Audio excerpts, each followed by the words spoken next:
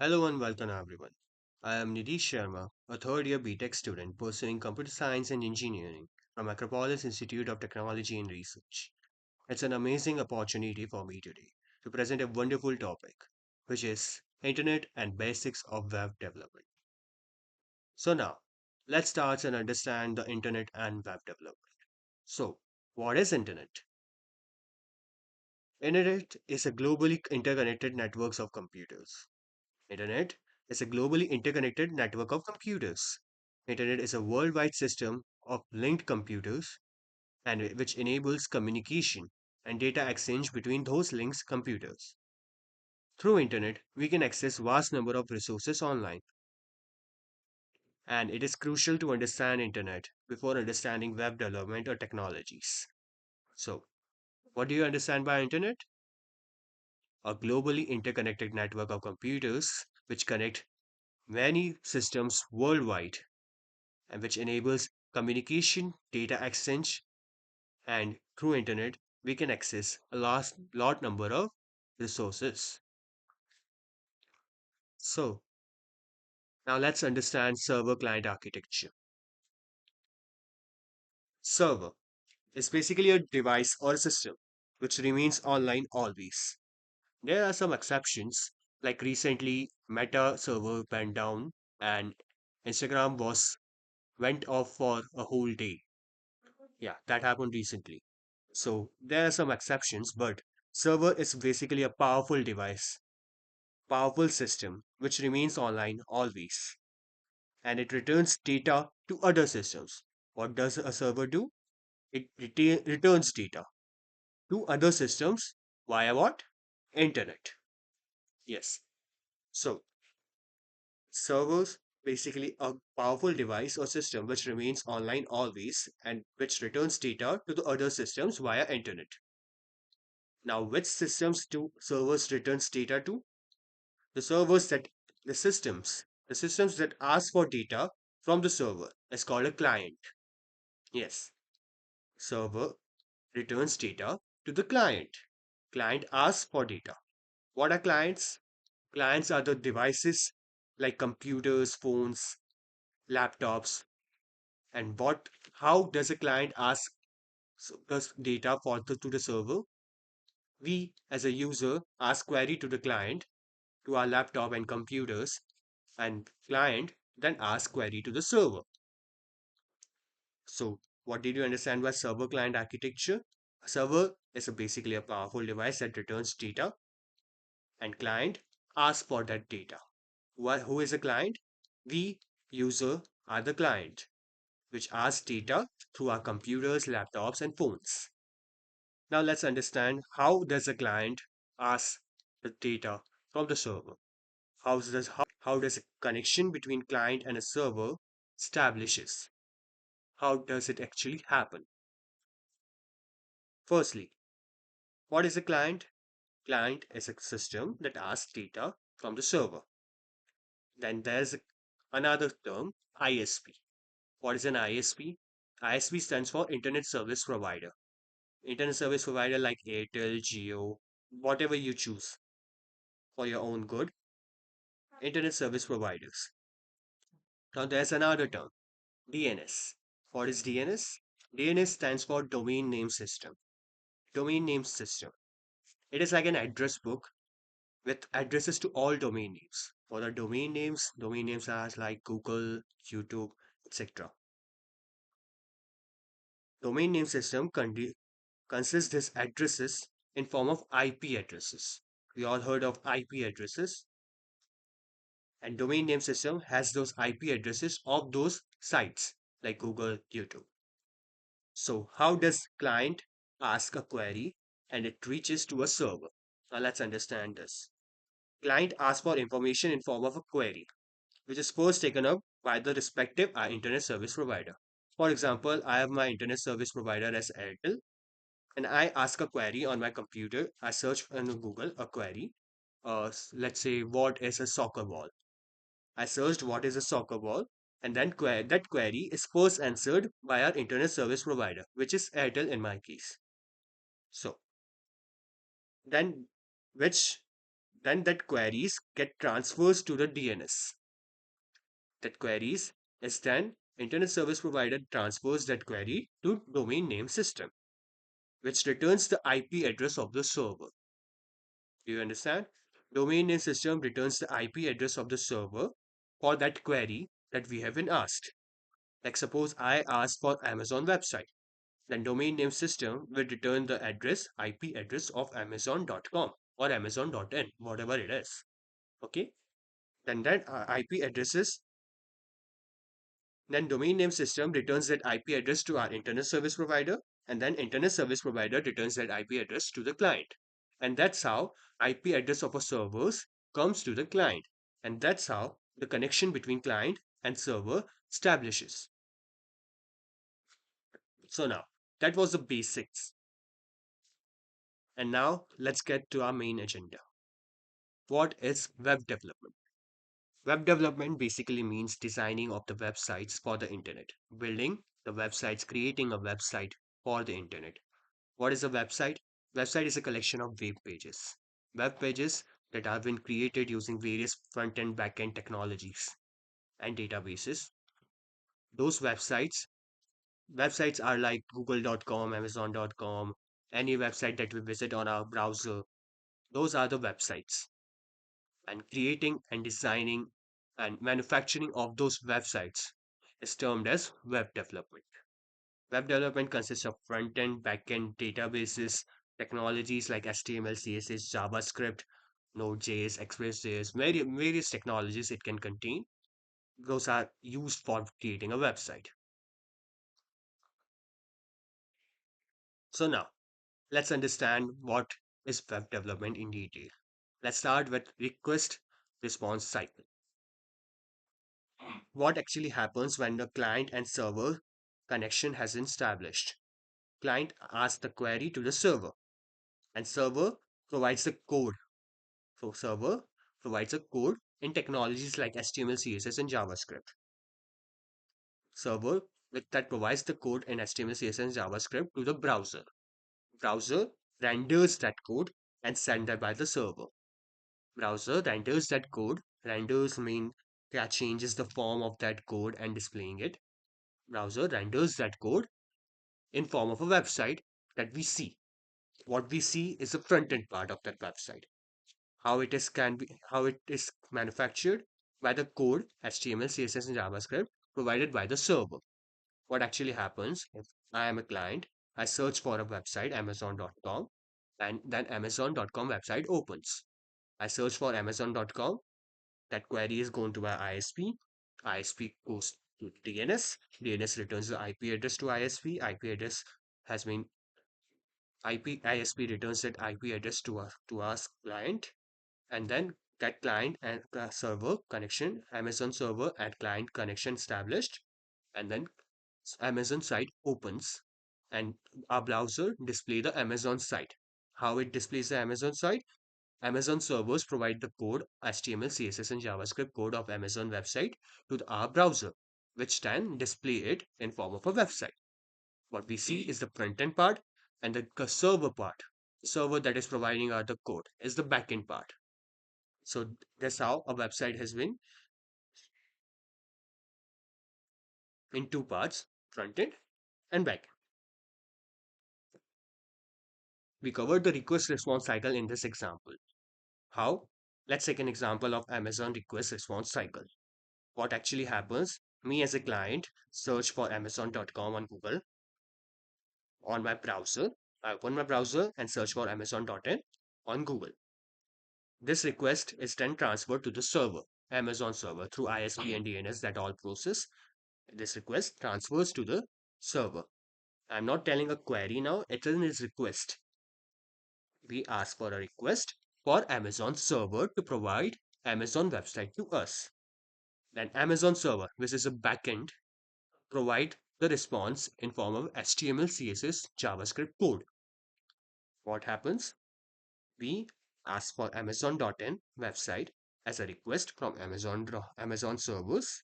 Amazon servers responses us with HTML, CSS, and JavaScript code, which our browser renders and display in a form of a website, Amazon website. This is how we request Amazon servers, client request servers, and server responses to the client. Client being our laptop or computer on which we are asking. So this is how request response cycles continues.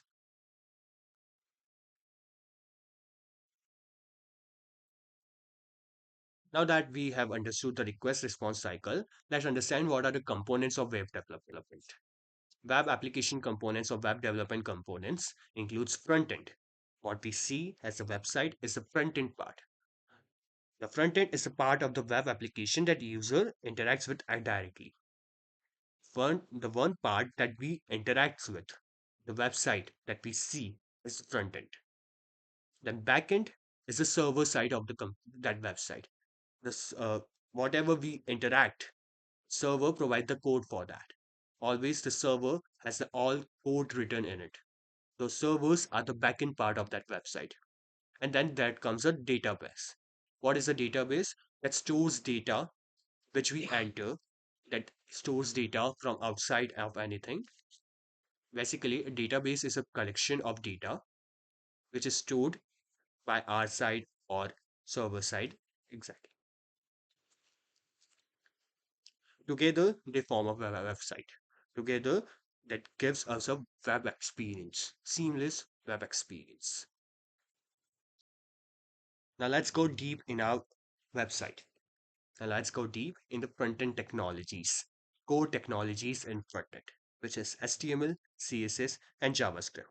HTML provides a structure of a website. What does an HTML does? HTML provides a structure to a website. What is CSS doing?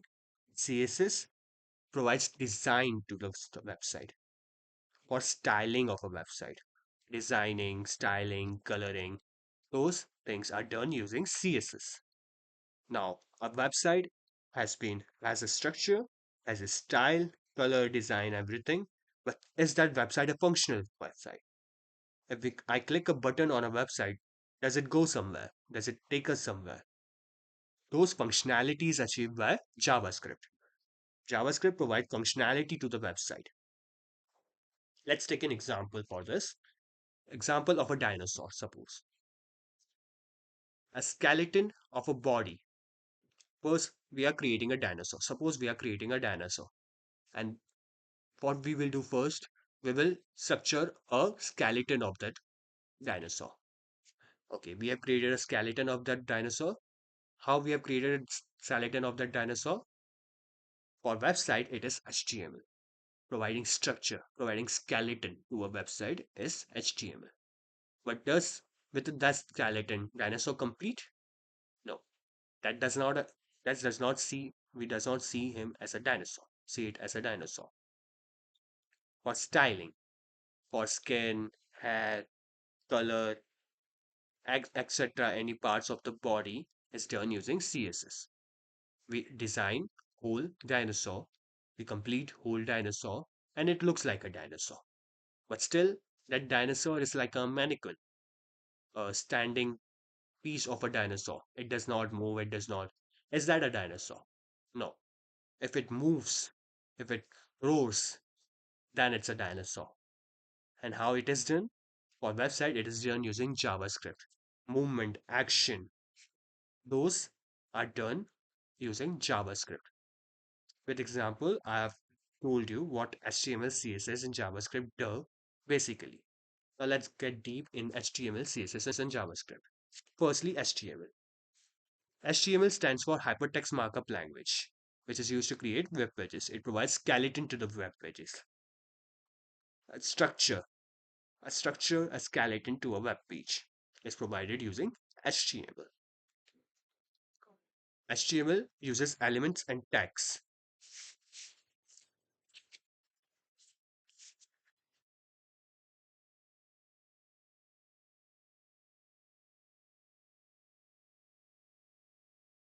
A web page is made up of elements that are created using HTML.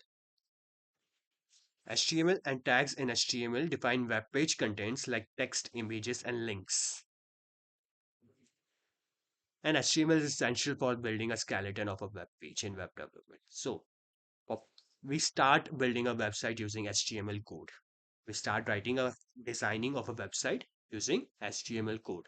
We start writing a code for a website using HTML, which provides skeleton, a structure to a website. Then comes CSS. CSS stands for Cascading Style Sheet, a language for styling web pages. CSS is used to apply styles to web pages defining how elements should be displayed. And thirdly, CSS allows control over colors, fonts, spacing, enhancing web design. Basically, designing a website, providing color to a website, and providing style to a website is done using Cascading Style Sheet, which is CSS. It enhances the visual appeal. It enhances the visual appearance of a website, which makes website more attractive. What we see as a website today is all designed using CSS. And CSS enhances user experience by making web pages more organized, more ordered, more intuitive. So, what does CSS do? CSS provide design style to the website, which is not present if there is only structure to a website, which is HTML. Okay. Then comes JavaScript. What is JavaScript? JavaScript enables interactive elements on web pages, enhances our user engagement. For if we have created a website using only HTML and CSS, then that's not a dynamic website. It is a static website, which only we can only see in this website. We cannot interact with that website. For interaction with that website, for that I want key, I click a button and it takes me somewhere, or it displays me something when I click somewhere. When I click a link on a web page, it takes me to another web page. Those are the interaction with the website. And how does we interact with website? Using JavaScript. JavaScript enables interactive elements on web pages, enhancing our user engagement. It provides a real-time updates. JavaScript supports real-time updates, keeping web content fresh and relevant. And dynamic content creation is done using JavaScript. It allows for dynamic content like animations, form validation, making web pages lively. Okay, and we get engaging user experience. It is JavaScript is pivotal for engaging user experience on the web. JavaScript is a must-have tool. We should it is a must-have tool. Without JavaScript, it is a static website which only we can see, we cannot interact. So all these three technologies sums up our experience in web development. The integration of all these three technologies is called functional front-end technologies integration. HTML for structure. HTML provide basic structure of a web page using elements like headers, paragraph, links, tags, order list, etc., etc., etc. HTML provides that structure to a website, and then we use CSS for styling. CSS is used to style and lay out web pages, including design, colors, style, etc. And JavaScript for functionality. What we do? HTML for structure, CSS for styling, JavaScript for functionality. It will create a responsive design. Responsive design means a dynamic website. Combining these three technologies ensure websites adapt different devices and screen sizes. And we get an aesthetic appeal. Effective integration of these three technologies. After an effective integration of these three technologies, it results in visually appealing website for to attract users. So if you understand now how a website is created, that was the main agenda of this presentation. Now let's understand internet and development web development basics.